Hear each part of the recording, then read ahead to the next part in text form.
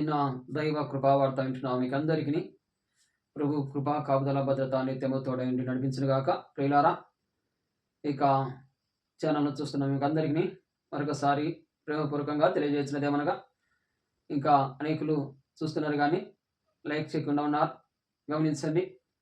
ఈ యొక్క దైవ కృపావార్త వింటున్న మిమ్మల్ని అందరినీ దేవుడు తప్పగా దీవించాలని ఆశ్రయించాలని మీ నిమిత్తమై మేము అనుదినం ప్రార్థిస్తున్నాం.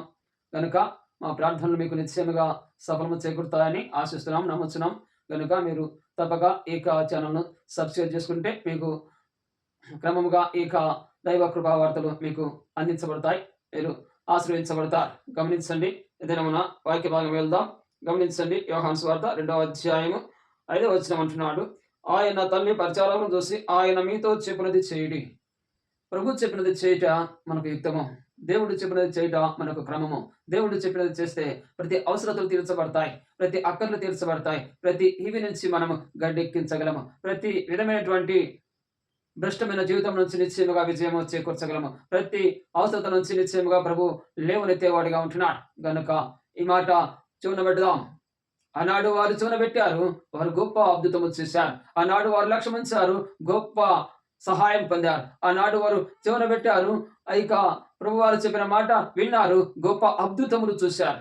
ప్రియులారా, ఈ రీతిగా ప్రభు అద్భుతములు చేయవాడు, ఆశ్చర్యకార్యములు చేయవాడు. కనుక ఆయన మాటలకు విలువించి ఆయన శ్రేష్టమైనటువంటి కార్యాలకు మనము చోటిచ్చేవారిగా మన జీవితంలో ఉండలాగున ప్రభు సహాయము చేయనుగాక.